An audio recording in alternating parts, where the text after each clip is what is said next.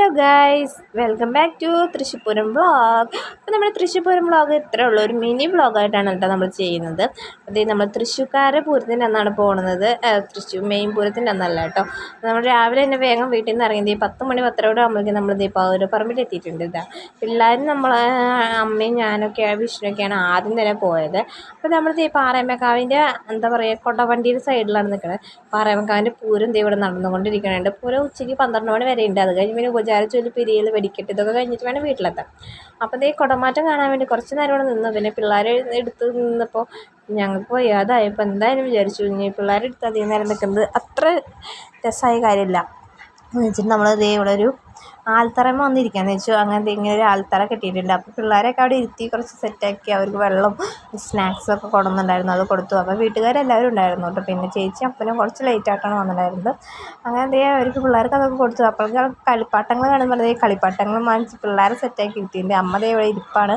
അങ്ങനെ പൂരം കഴിഞ്ഞ് ആനകളൊക്കെ മടങ്ങിപ്പോയി തുടങ്ങി. അപ്പോൾ 12 മണിയായിട്ടുണ്ട്. അപ്പം നമ്മൾ വിചാരിച്ചു നേരെ എന്തായാലും വെടിക്കെട്ട് കാണാൻ നിൽക്കാം.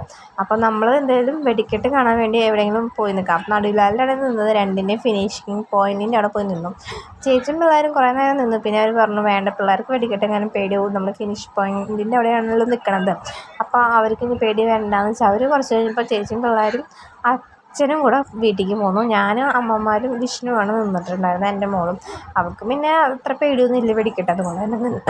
അപ്പോൾ ആദ്യം തന്നെ നീണ്ട നേരം കാത്തിരിപ്പിന് ശേഷം തിരുവമ്പാടിയുടെ ആണ് പൊട്ടിയത് കേട്ടോ. അത് കുഴപ്പമുണ്ടായിരുന്നില്ല, അത്യാവശ്യം തിരക്കേടില്ലാത്ത രീതിയിലായിരുന്നു. അതിനുശേഷം വീണ്ടും അടുത്തത് പൊട്ടുന്നവരെ കാത്തിരുന്നു. 3:30 സമയത്തോളം ആയിട്ടുണ്ട് കേട്ടോ അടുത്ത പാറേമക്കാവിൻ്റെ പൊട്ടുമ്പോൾ. അതായത് 2:30ക്കാണ് തിരുവമ്പാടിയുടെ പൊട്ടിയത്, അപ്പോൾ ഒരു 3:30 ആയിട്ടുണ്ടാവണം. അപ്പോൾ ആദ്യത്തെ പൊട്ടി കഴിഞ്ഞപ്പോഴേക്കും എൻ്റെ മോൾ ഉറങ്ങിയിട്ടുണ്ടായിരുന്നു. അമ്മതി അവിടെ വീശി ഉറക്കണുണ്ട്, അവൾ മടിയിൽ വെത്തിയിട്ട്. ഞങ്ങളപ്പോൾ ഇവിടെ നിന്ന് ജ്യൂസൊക്കെ കുടിക്കുകയാണ്. നല്ല വെള്ളം ദാഹം ചൂടല്ലേ. അപ്പോൾ അതിനുശേഷം ഒരു 3:30 ആയതോടുകൂടി പാറേമക്കാവിൻ്റെയും പൊട്ടി. അങ്ങനെ ഈ ഒരു വർഷത്തെ പൂരാഘോഷമൊക്കെ അവസാനിച്ചു. എന്നെ സംബന്ധിച്ചിടത്തോളം അത്രയ്ക്ക് ഞങ്ങൾ വലിയ കുഴപ്പമില്ലാത്തൊരു പൂരം എന്ന് തന്നെ പറയാൻ പറ്റുള്ളൂ. അത്ര അങ്ങോട്ട് ആഘോഷിച്ചിട്ടില്ല കേട്ടോ. എന്താണെന്ന് വെച്ചിട്ടുണ്ടെങ്കിൽ നമ്മൾ മെയിൻ പൂരത്തിൻ്റെ അന്ന് ഞാൻ വന്നിട്ടില്ല, രാത്രി മാത്രമേ വന്ന് കറങ്ങിപ്പോയേ ഉള്ളൂ. മെയിൻ പൂരത്തിൻ്റെ അന്ന് രാവിലെ ഒന്നും വരാൻ പറ്റില്ല, അതുകൊണ്ട് തന്നെ എനിക്ക് അത്ര എൻജോയ് ചെയ്ത് തോന്നില്ല. പാറേമക്കാവിൻ്റെ വെടിക്കെട്ട് അതിഗംഭീരം തന്നെയായിരുന്നു.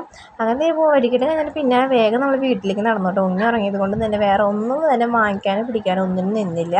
പൂരം കഴിഞ്ഞാൽ വെച്ചിട്ടുണ്ടെങ്കിൽ ആനകളൊക്കെ മടങ്ങിപ്പോയി തുടങ്ങി. അപ്പോൾ വേഗം വീട്ടിലേക്ക് എത്തണ സമയം 3:30 4 മണിയോട് എടുത്തിട്ടുണ്ടായിരുന്നു. അവളെ എനിക്ക് വീട്ടിലെത്താലോ എന്ന ഇതിൽ നമ്മൾ വേഗം വീട്ടിലേക്ക് നടന്നു. അങ്ങനെ പൂവായിക്ക് വണ്ടിക്ക് കയറേണ്ടി മുന്നേ നമ്മളൊരു നാരങ്ങ വെള്ളം കുടിക്കാൻ വേണ്ടി നിന്നു കേട്ടോ. അപ്പോൾ ഇത്രയുള്ളത് നമ്മൾ തൃശ്ശൂർ വ്ളോഗ്. ഇഷ്ടപ്പെടാൻ ലൈക്ക് ചെയ്യുക, ഷെയർ ചെയ്യുക, സബ്സ്ക്രൈബ് ചെയ്യുക. ബായ്.